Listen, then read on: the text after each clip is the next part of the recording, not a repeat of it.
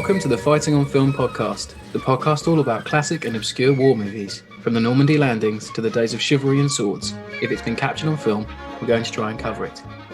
I'm Robbie of RM Military History. I'm Matthew Moss of Historical Firearms and the Armourer's Bench. Hello there, sorry to interrupt. I wanted to let you know that you can now join our supporting cast over on Patreon.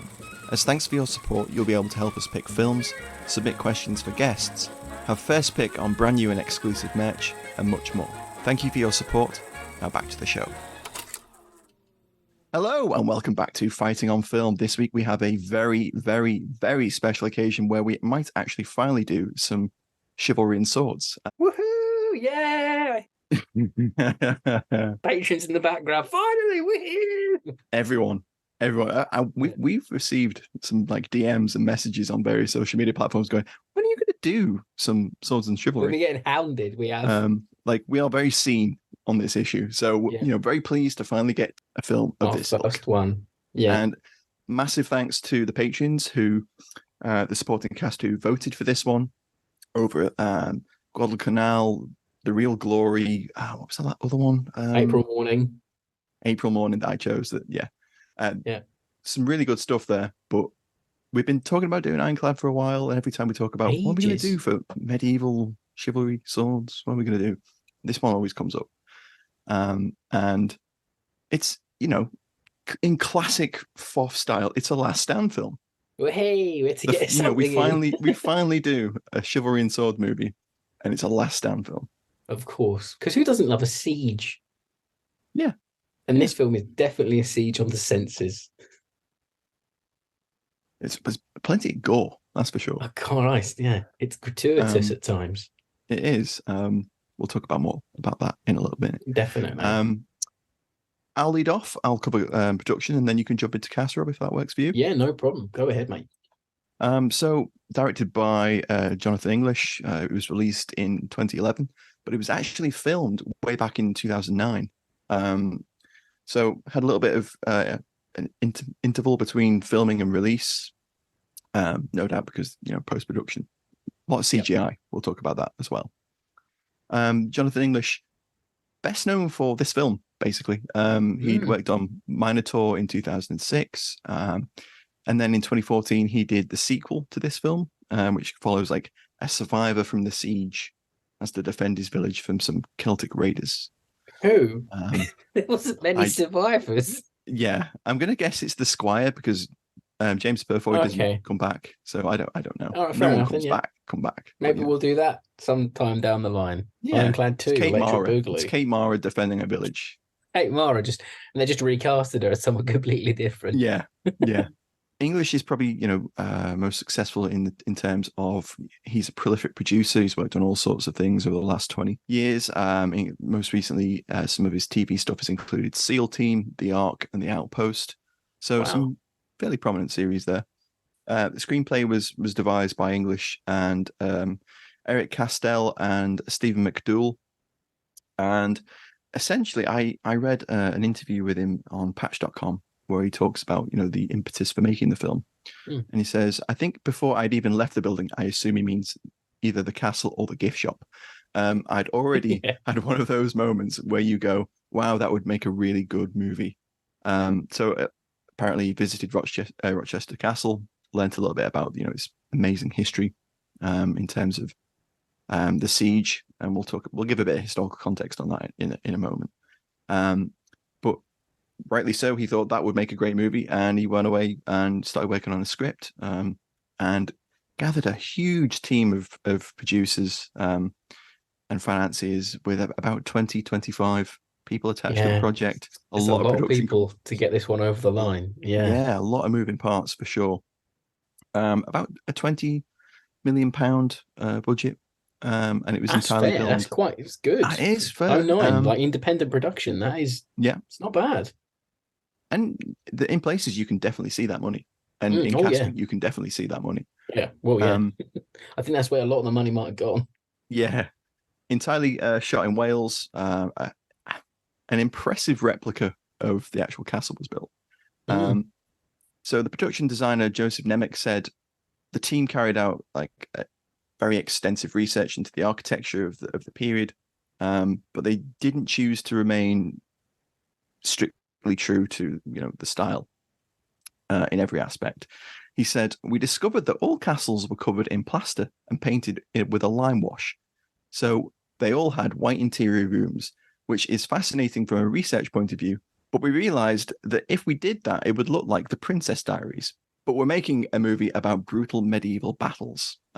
So clearly the Nemec has gone away and thought, well, if we just paint everywhere white as it would have been, looking brand spanking new, people are going to be disconnected from what they've seen walking around castles and stuff and seeing photos. I mean, it might have been a fucker to light as well.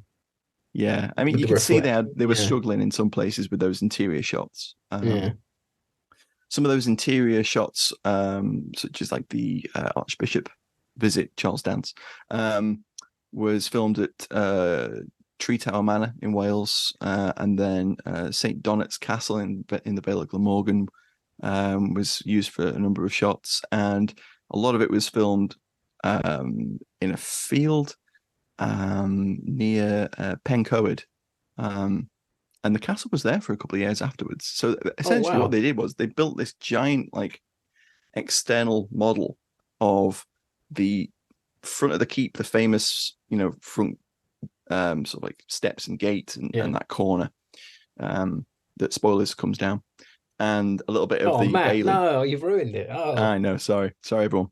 It only happened in 1215, Rob. So people have had Spoiler time. alert, people. It's a long time.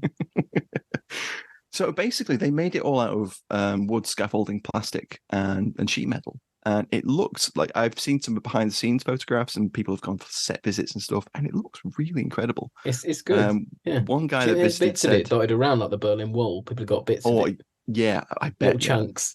Like someone's garden, like just a a step like from Rochester Castle. Someone's man cave. This is from the 2009 film Ironclad. Liberated this from the set. Someone's garage. Keeps the misses out anyway. Keep the Ford Fiesta in there. Portcullis keeps it safe. I love it. Yeah, that'd be peak man cave. That'd be cool. Memorabilia. But yeah, so it looks really impressive. The people that visited the set talk about, like, you can get within arms distance, and then you start to see that it's painted and stuff, and not quite real. But it sounds really impressive, and the scale of it is definitely impressive. Yeah, it's good. Cinematography was by David Egby, who cut his teeth on the original Mad Max, which is quite impressive.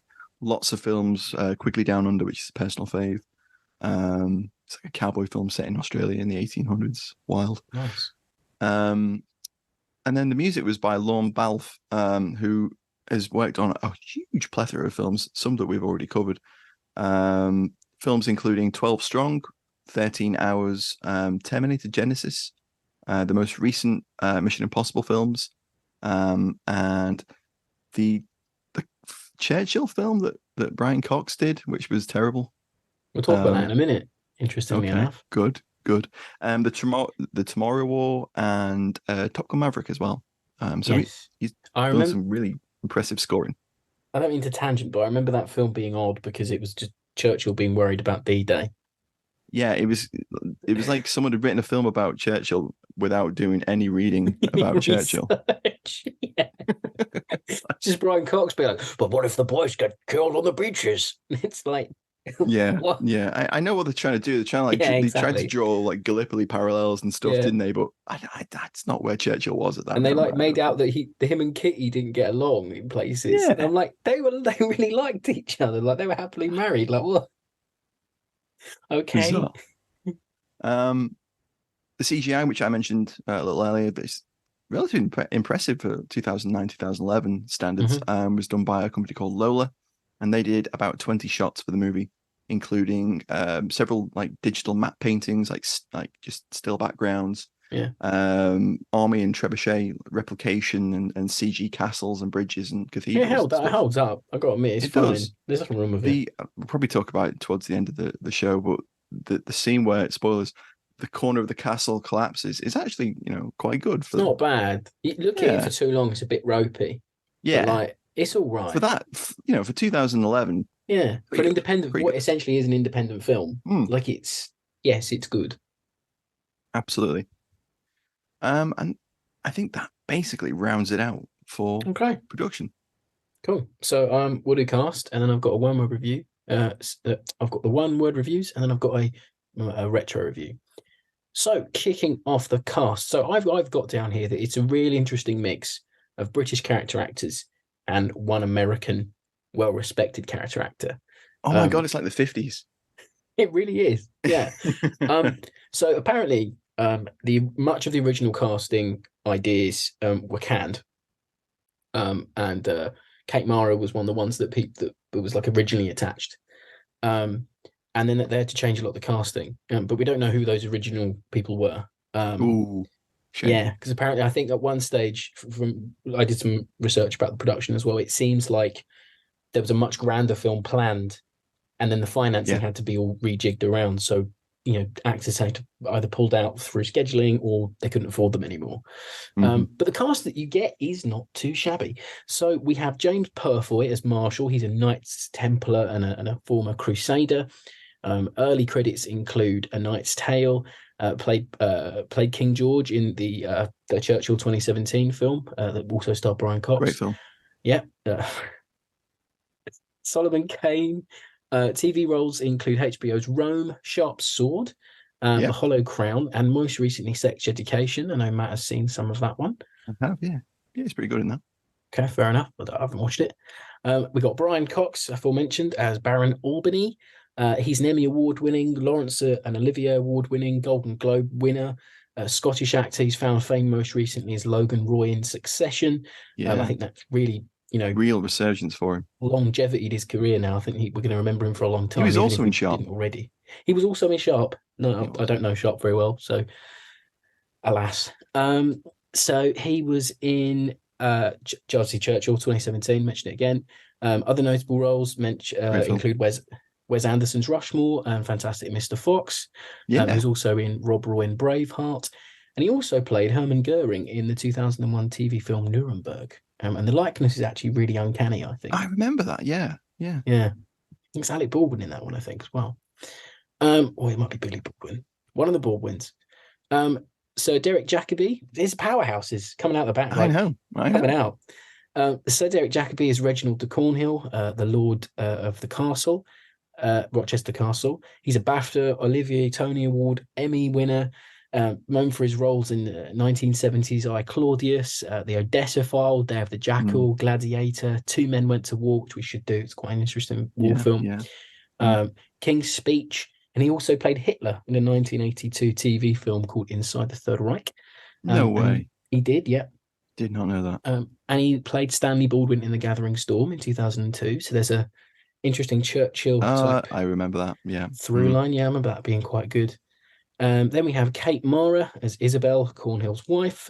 She's an American actress. She's been in House of Cards, Shooter, the 2015 Fantastic Four reboot, The Martian, and most recently an episode of one of the latest series of Black Mirror.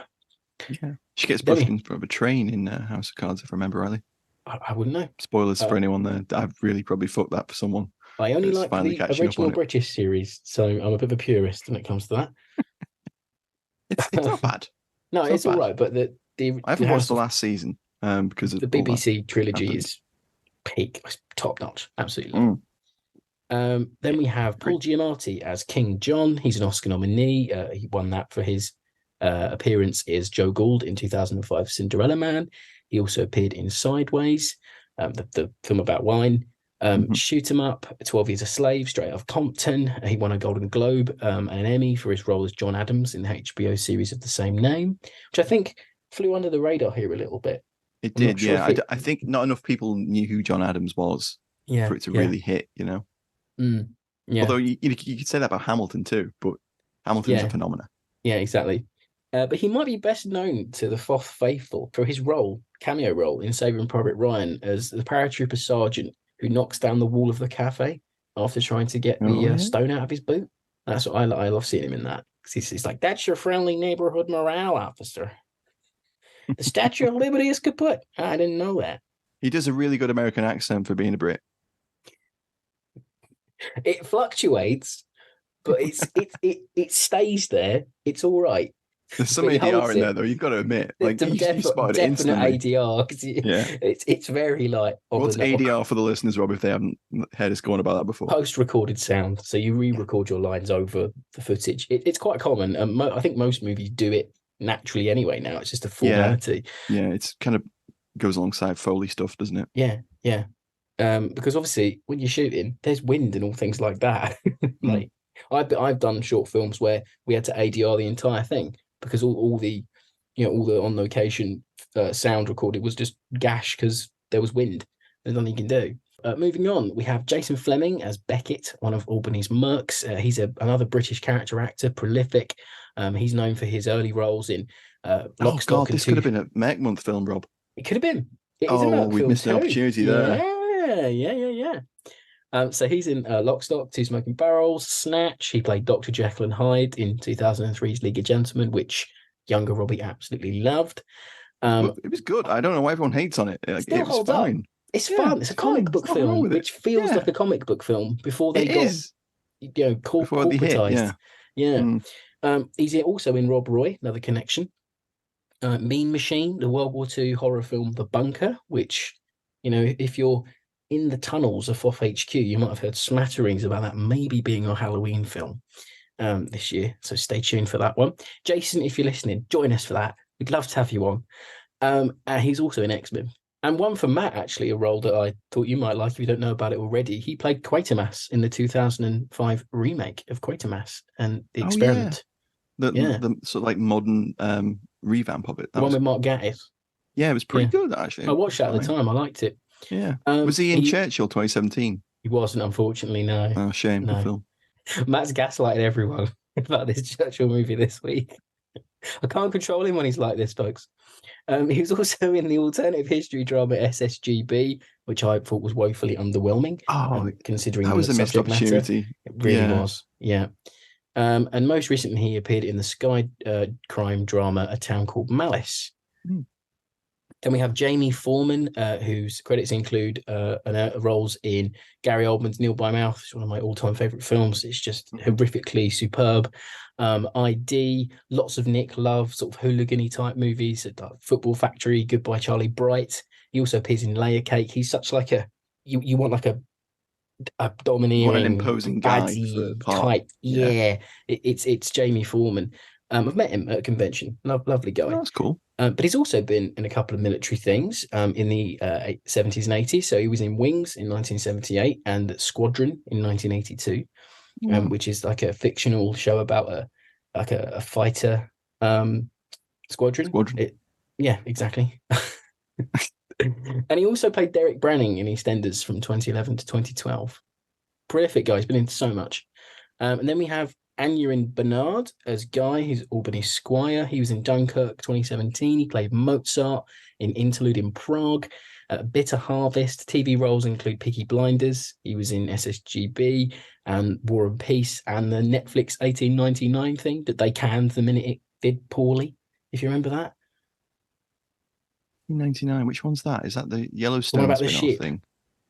Oh, yeah. No, of course. Yeah. Yeah, and they canned it. I watched it, and that must be where I recognize his face from, because I watched it all and I was like, this is okay, because it was based on the same production team as Dark, which is a really good German series that was quite cool, set in the 80s in like West Germany. But it's a shame. Yeah. We need to stop big companies just killing things because it doesn't get an immediate audience. That's not how media works. Exactly. Because if that happened, there'd be no YouTubers. There'd be nothing like that. That's very true. It's not how it works. Anyway, given up long ago. Oh God, yeah. Mackenzie Crook stars as Marx. He's an archer. A little bit Legolas-y type character in there. I feel like that's who they were championing here. A lot of the same pickup shot there as well. Oh yeah, we'll talk about that later. So he's in Pirates of the Caribbean. He's in BBC 4's excellent comedy series, The Detectorists. He was Gareth in The Office. He was also in Churchill, The Hollywood Years, that we need to cover because that's a funny film. Oh, it's not as good as the 2017 Churchill, though, is it? Oh my god, amazing. And he also played Wurzel Gummidge in the 2019 remake, and he was in Game of Thrones. So I didn't know another that. prolific character actor. He looked quite good in the promotional images I saw of Wurzel Gummidge. I was like, yeah, that's a good casting. Then we have Rhys Parry Jones as Wolfstan. He's another one of the mercs. And most interesting credit he plays, and he's quite a big guy in there, like powerful looking chap, big bear of a man. He played John Le Mesurier in 2018's A Very British Scandal. What? And I just couldn't see it. But how did he slim down that much? I don't know. Maybe he lost a load of weight. Like, I've no idea. You can lose a lot of weight, but you can still be broad. Like, I know. Le Mesurier isn't known for being like. I'm going to track down some scenes. Imposing It interested dude, me so much. And the first time we've ever mentioned this on the show, so I had to get it in there. He provides the Welsh dub, language dub, of the voices of Patrick and Mr. Krabs in the S4C SpongeBob SquarePants dubs. That is incredible trivia. That is the only time that will ever be mentioned on a war movie podcast, and I am so here for it. Amazing. I need to go and find that now. Me money. Absolutely love Mr. Krabs. Whatever he says, whatever it is for Welsh. I live in Wales, but I cannot speak Welsh. The paradox. Then we have Vladimir Kulich as Tiberius, the leader of King John's Danish mercenaries. Mercenary film. How could we have missed this? Oh, jeez. He's a Czech We've actor. really fucked it on this one. We haven't dropped the ball. We've dropped the axe at the peak moment. 13th Warrior, Smoking Aces, The Equalizer, the Denzel Washington version, not the superior Ed Woodward version. Naturally.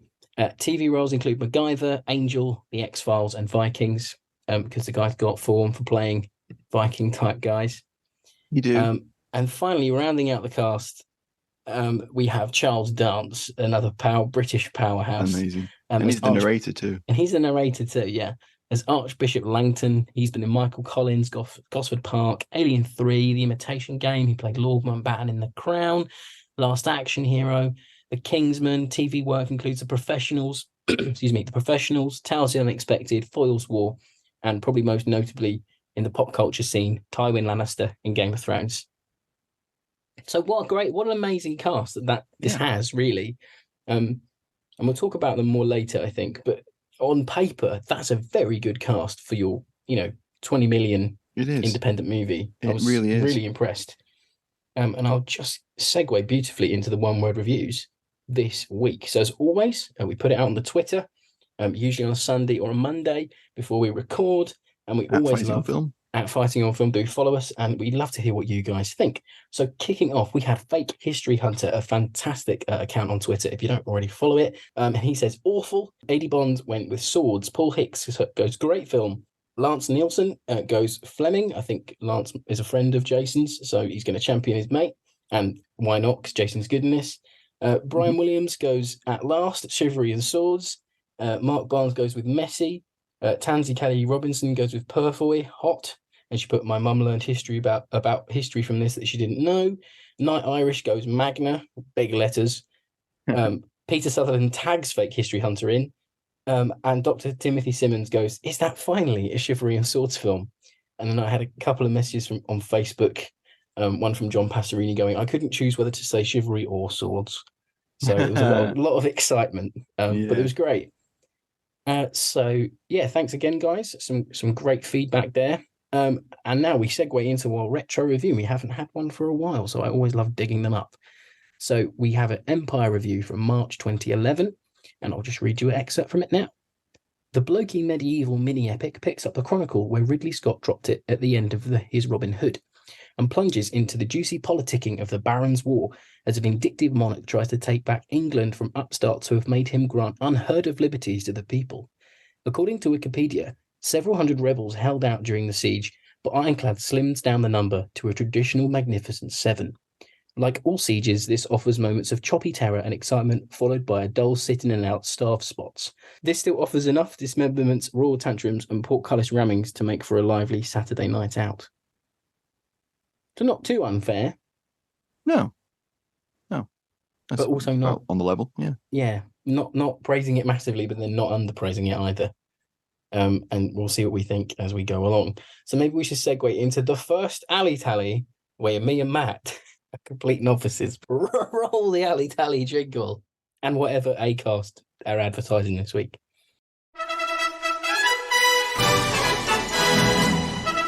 It's time for Alley Tally on Fighting on Film. So, Rob, what was your favourite sword in the film?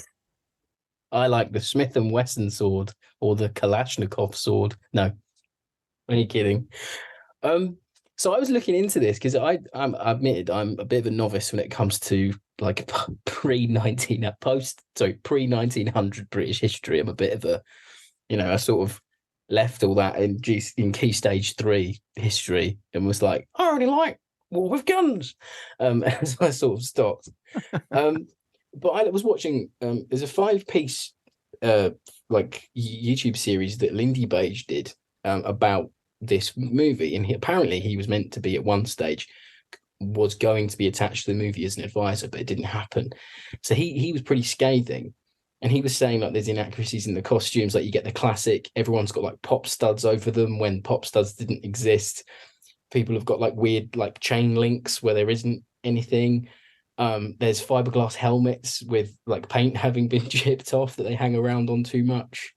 But I can't pick anything out because I don't really know that much. But I like to see loads of different sort of hand-to-hand weaponry because we rarely get to see it on the film, so on the show even. So it was a nice change of pace to sort of be fat, dumb, and happy watching a movie rather than being like, oh, is that a proper M1 carbine with the non-bayonet lug for 1943? Like it was nice not to be able to be going in so hard on a shootout. It's that, I think that's That's fair. That's fair. I have other things to say too, but what did you think? There are, as you mentioned, some things that are a bit off, like costuming wise, but there's at least not everyone's in plate armor, which in 1215 would not be a thing. That was what I was worried about. That I was like, we're gonna have like plenty of people in gambeson and mail period sort of helmets, like pot helmets and stuff, is pretty all right. Yeah.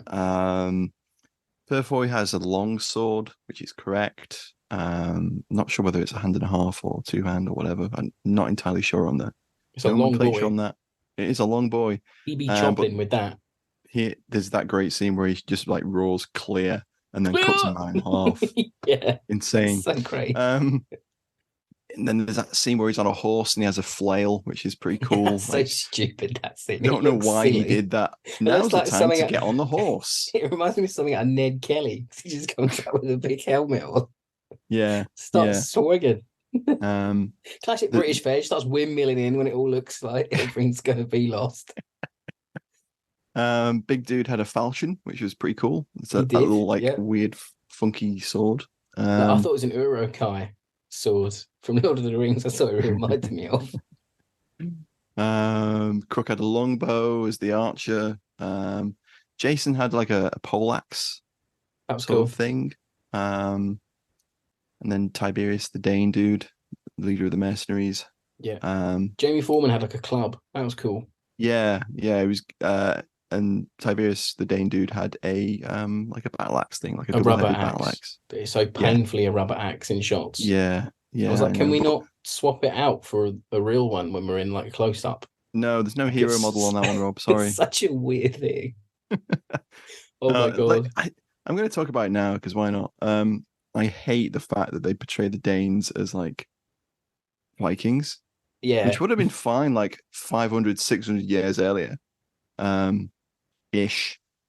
But at that point, they're all been like Christianized. They're not all running around Paul with like long hair. Giamatti, King John's threatening to Christianize them. They've already been Christianized. We're gonna I might have promised that I'd have a word with the Pope and stop him from Christianizing your land, but I didn't. Threat to me, like What a double cross that was, Rob. That scene, I was shook. I really was. I'll talk more about those guys later, I'm sure. Kate Mara's dress, probably definitely not period correct. No, probably not. Definitely would have been a bit more covered up. Because all of the I mean, I was pretty manuscripts and sure illustrations from the period you see, like, you don't really see like open top dresses and such. I was pretty sure in one sequence when Jason Fleming was like having a fight, I was pretty sure he was in like a pair of black khaki cacks, like khakis underneath his like armor, because I saw like back pockets on the back of the trousers. Oh, yeah, medieval And I was period is well known for his medieval propensity of back famed for their pockets. back bum pocket on the jean, you know. Yeah, but generally speaking, I have no idea on clothing. I have a very This is knowledge amazing, on Ali, armor we are and just- swords. We're treading water so much. And I mean, we said this. It like the first alley tally that's going to be non-guns is going to be hilarious, and like I'm loving it. we've done all right. We've done okay. One thing I will mention, and it always gets me in medieval, like any sort of period piece. Yeah. Anyway, how fucking well lit rooms are by candlelight. So I text Matt when I was watching. I said, they must have those radioactive candles that like light the whole room. And it reminded me. You remember when Wolf Hall came out when the BBC did that, and they used period. Well, you know, to my knowledge anyway, period lighting, and people were going, "You can't see anything." Yeah, people didn't say that about Kubrick, did they? I know, you know, yeah. Barry Lyndon, you're like, can't see anything. Can't see fuck all. Like I remember there being like a big Mail article going like, people up in arms, you can't see anything in Wolf Hall, and then loads of historians are coming out being like, well, yeah, because like candles aren't that powerful back in the day. Like, what can you do? You know? Well, It's just interesting. there you go. That was the candle tally. And I've got more. Like, carry on, Rob. I've got a few more. I like the Siege Tower. It's cool to see one of them. That was cool, yeah. That's The pretty trebuchets cool. and stuff, they were cool. Yeah, I like the mini trebuchet they make out of bits of wood. God knows how they did that. Yeah, I would have liked a real like 18 montage of them doing that. That would have been sick. Yeah, Brian Cox just like with a pipe in his mouth or something. He's like, I love it when a plan comes together. That was really cool. But I when thine plans come together, one must celebrate. when God has thy divine plan. It is a gratuitous day. Like, Christ, why are we doing like bad LARPing talk? They don't even do that in the movie. I like that. Oh my God. I loved how like when I don't know what they were that they were flinging at them, but like when the fire bombs went off, I was like, fucking hell, they had like like Greek fire pots and stuff. Yeah. Yeah, they went up like Hiroshima bombs. It was great. That's a cliche. Did, yeah. I loved it. It is. Oh, I've got some tropes if you want some tropes. Can we do some tropes? Can we have a sneaky covert trope tally in this week? That'd be nice. Let's go for it. We got the neglected wife played by Kate Mara. Yes. We've got PTSD Templar. Yes. He's seen some shit in the Crusades. Yes. There's moments where he's middle distancing and it's like, damn. Yeah. He's seen some serious Saracen stuff. We just couldn't instill religion with swords, and it didn't go to plan. I'm so fucking angry. I like how he realizes, like, even when you're doing it for God, it's not that great. That's literally one of the lines. War's bad. Oh no! Yeah. Who knew? We've got young, inexperienced squire. We've got Jason's character not trusting Purfoy's character. Yeah. But we miss out on they grudgingly, come to respect one another in battle. They don't do that. So we missed on that trope, sadly. We got time jump explained by the narrator. Yeah, we do. Yeah, we do. We get that. We got Purfoy saving the squire at the last minute, and then he goes 1-to-1 with a baddie at the end of the film. Yeah, he comes out of nowhere. He's like half dead. He just gets up and starts. He just does that Leroy twice. Jenkins He does that in the Leroy Jenkins. That's what he's doing with that horse and the flail. He literally is Jenkins, isn't it? Knights Templar. Oh my word. And then he kills the baddie at the end with a broken sword, just like Kevin Costner in Robin Hood, Prince of Thieves. He does, yeah. That's a trope. Broken swords still being used. Oh, and the relief army arrives just in the nick of time. Yeah, which that never happened. Spoilers. Yeah. We'll talk more about that And at the end of the show. the French prince, the French prince is going to be the future king of England. Oh, I don't know my God. kings or whatever, so I don't know who he's meant to be. But he doesn't even get a line. He just nods. He just nods. Well, spoilers, but he was never king. So that's why. Oh, okay. Oh, fair enough. I realise we've gotten this deep Bonjour. into the film without even explaining what the film's about. We've done the classic FOF thing where we've not explained what the No, film I is did it. about. I mentioned I it love in it. the retro review. That's fine. Someone else explained the film for us. 10 years ago, or however long Yeah, the it was. Empire. Thank you, Empire, for Thank you, explaining Empire. the plot of the Hardworking. film. Just before we forget again, basic plot of the film is King John returns to take revenge on the. It's like on Star the, Wars, King John, he's returned. Yeah, this is this. Just imagine the blue scroll. The dead speak. No, sorry. And I think you'll find Rochester Castle quite operational. oh my God, you did this last night, and it exactly. So yeah, the Baron d'Aubigny is looking to prevent the king from spreading north and taking London and gaining a foothold again, which kind of historically correct. That was the point. So as you mentioned earlier as well at the beginning of the show, I think the retro review actually did mention this, that there were a lot more guys than like the 20 guys that are in there. Yeah. You're looking at like probably 200 people. Yeah, I know, right? Yeah. So you got men at arms, archers, just general foot soldiers. They could have CGI'd a load of lads in, and then just shot like close-ups of the ramparts with a few it less wouldn't have been lads. hard to have some of the Dane extras as extras inside as well. I said this. Just you just done like an Attenborough's Private Army thing with it. Yeah, just do that. Yeah. You could make 50 men look like 100 if you were savvy with editing. Indeed, yeah, no, totally. And we'll talk about the actual, the travesty of the ending of the film later, I'm sure, because he takes a real left turn on the old historical accuracy front. Oh yeah. I think on that note, we should do favorite scenes. Favorite scenes. Hello, I'm Al Murray, and you're listening to Fighting on Film, the world's #1 war film podcast. My favourite scene is when Brian Cox gets flung against the castle wall. That's so funny. I went back and I rewound that about 10 times. Oh my God, Rob. Because it was so funny. I wanted to work out when he stopped being a person and when it was stopped a being Brian dummy. Cox. Yeah. I think as soon as he was attached to the You know trebuchet, what I mean? Like, I love the cut. and when his arms got cut off, it stopped being Brian Cox. It was, they didn't hack his arms off. Yeah. Brian Cox is there in every interview trying to hide his nubs from Ironclad where he got fucking hacked to bits. Like, no. So, no, I mean, when he starts to be flung and then he is flung and he's getting like a limp dummy. At what point does it become a dummy? Yeah. It's so slapstick. It's hilarious. The way it just hits the wall and it leaves like a blood splatter and it slides down. It's gratuitous for like no reason. It's insane.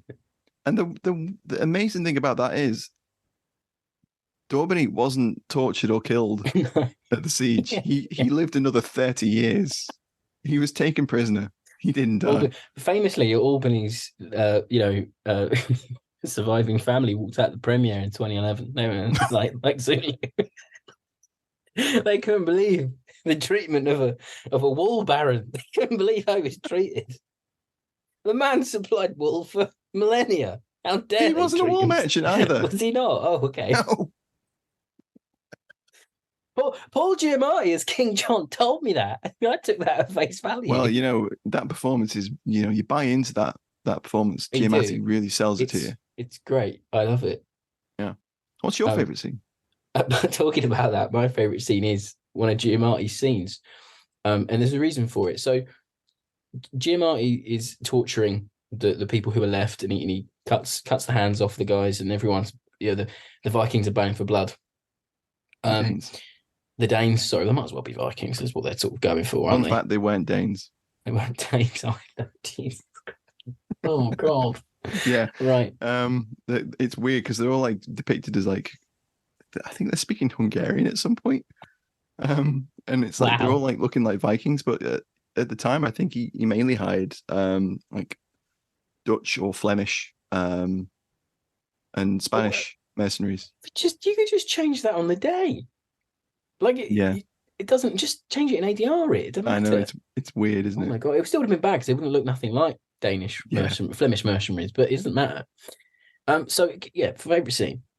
So Giamatti is telling, well, Albany and Giamatti are having a row before he gets flung at the wall. Yeah, a big confrontation.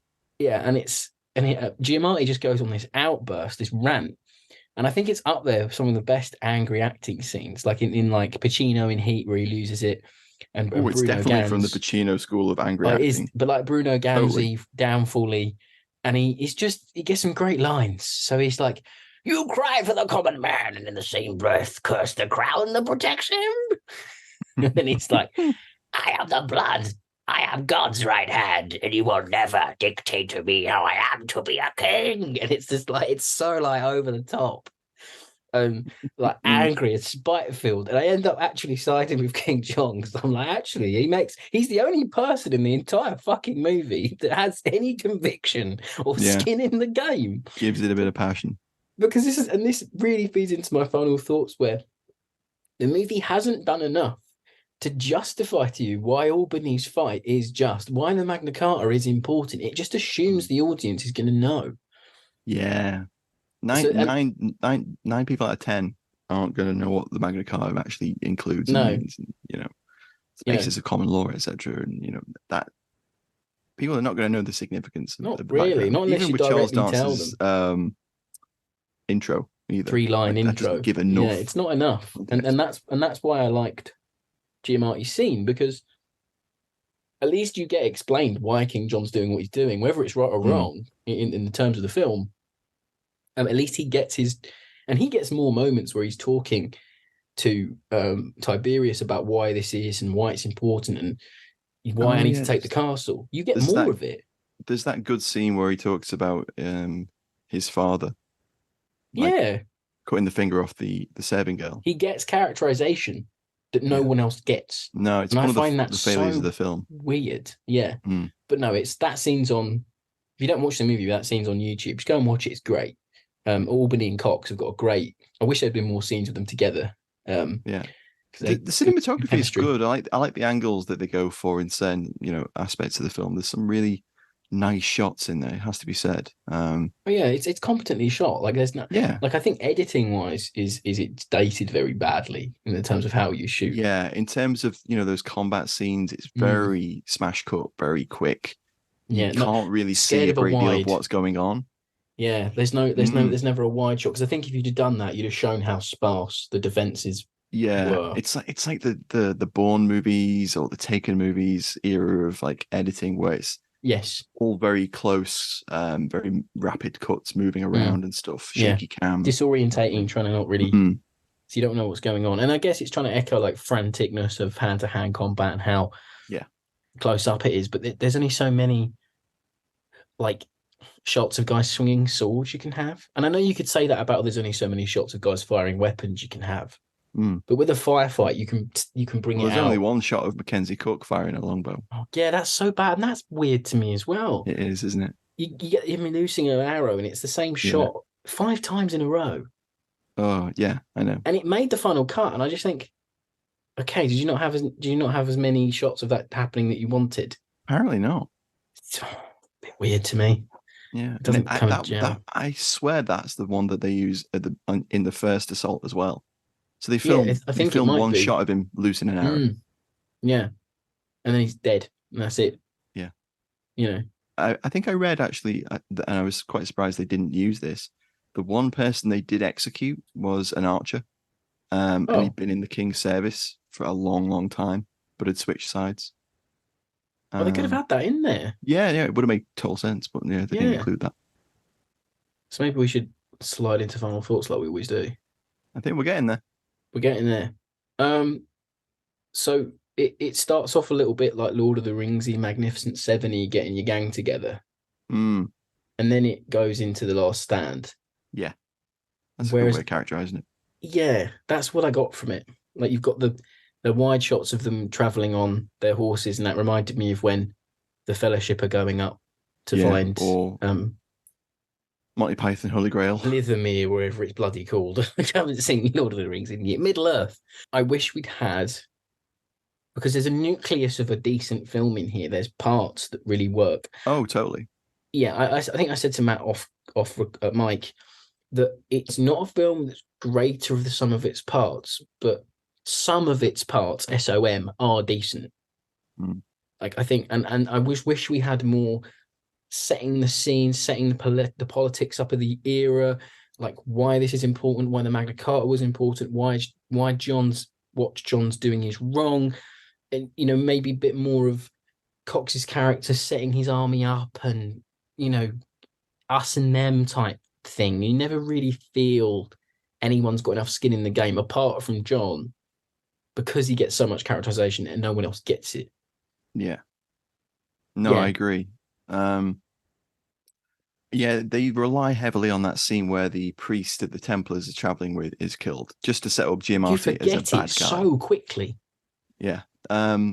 So that grated on me. That kind of like set me up to be concerned going forward throughout the film, because it just felt so unlikely. There's these 3 Templars are traveling. They stop at I think they're on pilgrimage. They stop at a castle. Yeah. And John arrives, and obviously the Templars had sided with the Barons initially, during the first conflict, and then Giamatti basically hangs the constable of the castle, and then cuts the tongue out of the priest. Yeah. And Purfoy and 2 nameless Templars go down to sort of like intervene. Purfoy like grabs the stricken priest, throws him on a horse. They ride out, which seems completely unlikely. There would have been more men outside. He wouldn't have gone away. And then as soon as he's left, the 2 Templars are completely overrun, and they've just died for no reason. The priest dies anyway, and Purfoy just carries on. He's like, "Oh, don't know what to do now." There's a number of aspects of this where it's like that doesn't really work. Like, there's the whole love subplot with Kate Mara. Oh God, yeah. And Purfoy's character, which is unnecessary. I know why it's they in won't there. It drags the film on about half an hour more than it needs. Will he break his vow of chastity? Yeah. And Mara's character is doing like a proper biblical Eve, like yes, role, it is, isn't it? she? Like with the temptation and stuff, and it's very I don't know. It's just not necessary, really. Yeah, because in all those sequences, I was like, this could have been trimmed down or cut entirely, and you could have used this time or the money that you spent in these sequences to make the film more grand.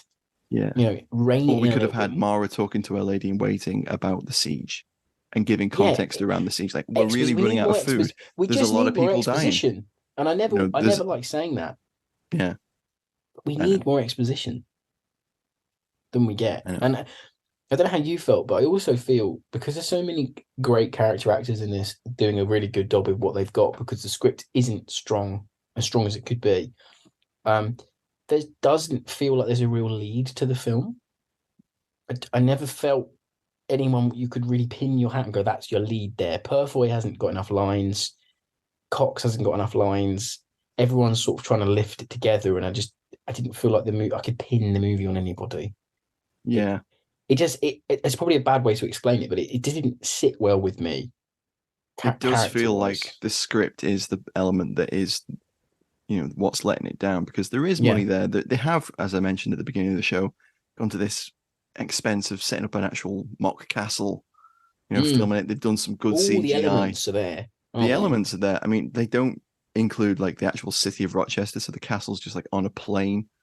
Not an airplane, on like a it might have been nice to have them in Rochester trying to inspire like an uprising, and there's no context around the area and why they're doing it, because there's a little bit of setup where it talks about it's a strategic point, but like, is it really strategic? And even Tiberius says, could we not just go around them, and Yeah. John has a diatribe and explains it all. And that's pretty good. But at the same time, the film then forgets to set up the fact that they're undermining the castle's walls as well.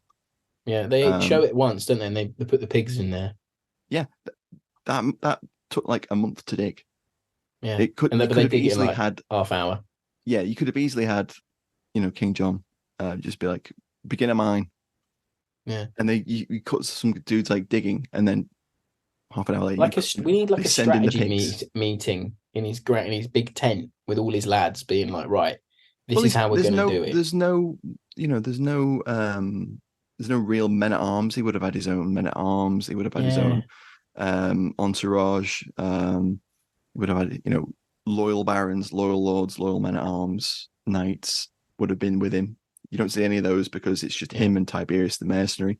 So it kind of makes John seem like this really insular person where it's just him and a mercenary. He's got nothing but these mercenaries. Yeah.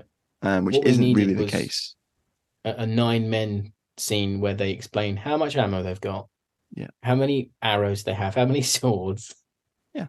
What they're going to do. Like, it just needs more of that. Yeah, it just needs a little bit more, because I never felt like they were besieged. Actually, I like the bit where Purfoy takes command, walks around, goes like, "Where's the water come from? How much food have we got?" That's it. That's all you get of that, though. Yeah. And then you go, "Oh, how many men have you got left?" Sorry, go on. No, exactly. And obviously there is a dozen men, and the 7 that arrive. Yeah. That number fluctuates as the movie goes on. Yeah, Whenever it they does, need because to have 5 of them die in the first 5 minutes of the assault. You go, "Oh, how many more have you got left, Garrison?" Man, "Oh, I've got 6 left." But then in the scene there'll be like 4 or 5 over here, 4 or 5 over there, and I'm like, well, I don't buy anyway that these amount of men can hold against this huge army. It's just not doable. Well, I mean, you take the 200, and totally believable. Well, of course, but you need the money to show that. That's an issue. Yeah, you can defend Rochester Castle with 200, because they did for 2 months, and and at that point it was the largest siege England had ever seen. Wow. It was the most complex, in terms of trebuchets, siege engine, undermining. That's really complex siege work, because it's a really well built castle. Giamatti has a really nice line, like, you don't have to tell me I appreciate the strength of a Norman keep. It's That's great. One of his good lines. He has some of the best lines. He feels like the most well-rounded character. He is. That's why. He really, exactly. That's the nature and of it. That's literally my final thoughts in a nutshell. Like, your villain is your strongest character, and that sometimes isn't a good thing, because it shows the movie up.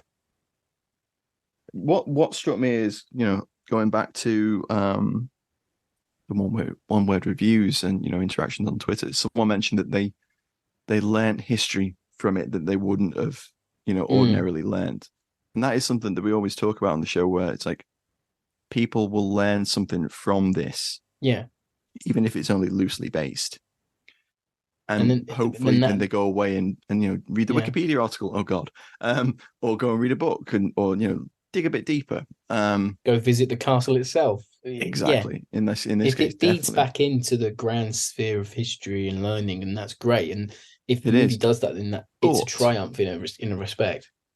But the history at the end of the film is absolute shit. It's like the worst possible ending to this film, up until the point where the Danes kind of sneak into the castle, which I don't think that's how they got in, but whatever.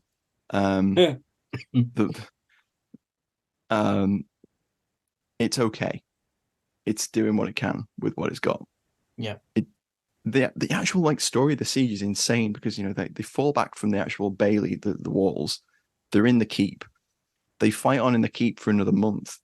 The corner of the keep collapses when the undermining of the tower brings that down. We talked about the CGI being the best representation of that we're ever going to get. But of course. What they kind of allude to ever so slightly is that there is a huge separating wall that splits the keep in half, that they just retreat behind and continue fighting for another couple of weeks. As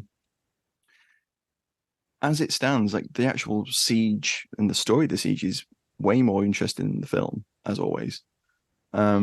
Yes. But then the outcome it shows the siege as a defeat for John, which it wasn't. He successfully captured that castle and held it. It shows him, off dying of dysentery, looking sad on a horse, while a wagon's stuck in some mud. That didn't happen for another 18 months. There. Like that is it. He looked hungover. The French, he looked like he'd had a rough night. He probably did. He's probably just sick of having to carry the film in terms of script. But the French, the relieving French army with Charles Dance at the head of it didn't arrive, didn't happen, wasn't a thing. It's definitely not that siege. The fighting continued for another year, 18 months. John finally died in Norfolk of dysentery. Did die of dysentery in Norfolk. From bad mead or bad beer or something, I heard. Something like that. They don't really know for sure. They don't really know. So there's lots of ideas about how it happened. Don't have a photo whether it was poison or not. Yeah, there was no video of it, Rob. There's no one there with the VHS. No one was live tweeting King John's death back then. Yeah, exactly. But the thing is, it completely misrepresents, John's fate, the fate of the barons, because Henry III came to the throne, with a protectorate, and the barons basically decide we'd rather have a weak young boy king than a strong French prince become our king. Yeah. It just nice to see the xenophobia even back then. England. Well, you don't want more French people coming over here. More French, Christ! How many taking the crown? Isn't it? I already had the Normans, but it's interesting that the film's doing all right until the last 50 minutes, and then it takes such a hard left turn into just. It really does. It felt like they wanted to wrap stuff. It up. It just felt like it needed. It does. It just trails off. His film really front ended. Oh, and Derek Jacobi as Cornhill. He didn't hang himself. Yeah, it was weird. Yeah.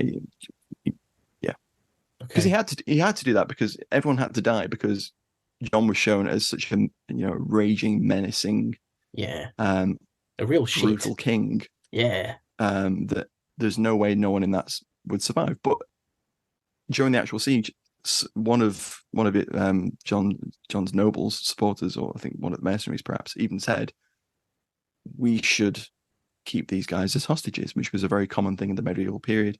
And that'll ensure that, the sieges of our castles or towns or whatever that happen, they won't massacre the garrisons there. So there was a logic to him, keeping the garrison that survived alive. But you just can't do that with the way that John's been characterized in the film. Yeah, of course. Yeah. Just a bit. Yeah. It just peters out the film. It's so, as I just said, it's so front ended with all those actiony the fight sequences and it ends on that classic baddie versus the protagonist, doesn't it? And he can't fight John, so he has to fight Tiberius. Yeah, of course. Yeah, if he'd have fought John, that'd have been amazing. I'd love to have seen that.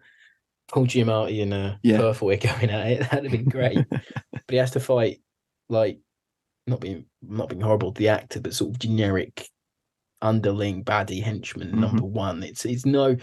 It just doesn't. He doesn't have enough to do. This comes back to my core argument, and no one has enough to do, and it's unfair to the cast because they are good.